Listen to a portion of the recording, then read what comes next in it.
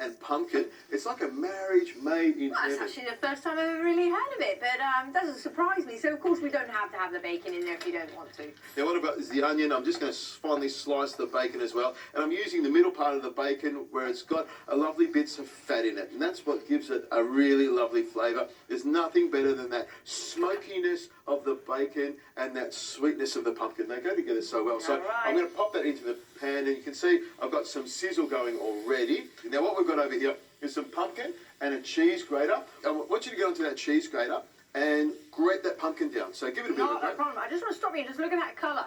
Okay, so that is full of beta-carotene, which is the most amazing antioxidant. Rich in vitamin A, good for our cells, good for our eyes, so that's making me very happy, this bright colour. Yeah, I didn't hear anything past bacon, is it? So I've got the bacon, that's got vitamin B in it. Now I've got the chives in there, and I've got some dill as well. I'm just going to take the tops off the Now, dill. fritters are great for like a breakfast, but you can also have them, like kids like them as well, for dinner, all sorts of different meals these are perfect for. Fritters are great for every single time of the day. When you wake up in the middle of the night and you're hankering for something to eat, nothing beats a delicious fritter. Now what I'm going to add to that is some self-raising flour. I'm just going to eyeball about a cup of self-raising flour in there.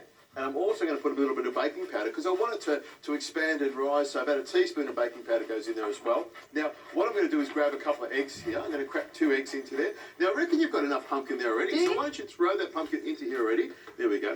What I would normally say if I wanted to be mean is I would say grate the pumpkin down to your knuckles. And that way, that's why you know you've got enough of it. Very nice, isn't it? I know, I'm not going to be that nice, am I? Now, put that in there as well. Now, I've got the 2 eggs in there, and I'm also going to put some milk, about 1/4 cup of milk in there. Now, I've got a wooden spoon. I want you to give that a bit of a grate. Lovely. Now, a good pinch of salt into my mix there, and I'll grab some pepper and twist some of it as well.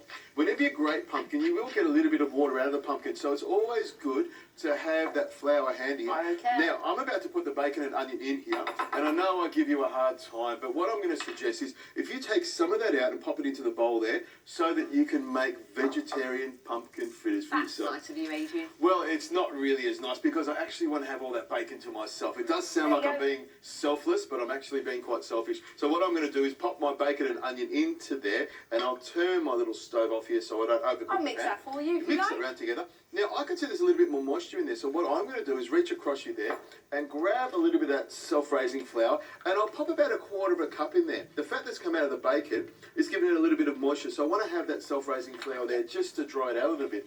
So I reckon that's about right there. A little bit more, and we'll get that flour all the way in. So my oil's already hot. I've got my thermometer in there. It's at 180 degrees Celsius. We're ready to start frying. So I'll grab that spoon there, pop that to the side there. Now first, I don't want to contaminate your vegetarian fritter, so what I'm going to do with my spoon first, grab the spoon like that and make a little ball like that, and then pop it straight into the oil. And then of course I'll do the same with my fritters, and you keep an eye on yours, I'll keep an eye on mine, and when they're cooked, we'll serve them up with some sour cream.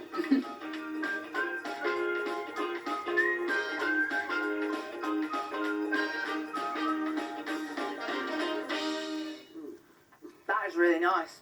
It's much fluffier. I was a bit worried about the deep frying process, but because it aerates and it gets a little bit bigger, it's really lovely and nice and light. You will Not never... quite a snack for every day, but it's very nice. You will never have to worry about things being deep fried around me. It's something I'm really good at. I'm really cautious about it, but it's a great way of cooking. But you're right, it is sometimes food. If you're doing this every day, for dinner, it's probably something you don't want to do. Once a week, once every few weeks, this is a nice way to put, a little bit of leftover bacon, a little bit of leftover onion and pumpkin together to make As a far as lovely deep fritter. fry goes, I don't mind it. It's okay.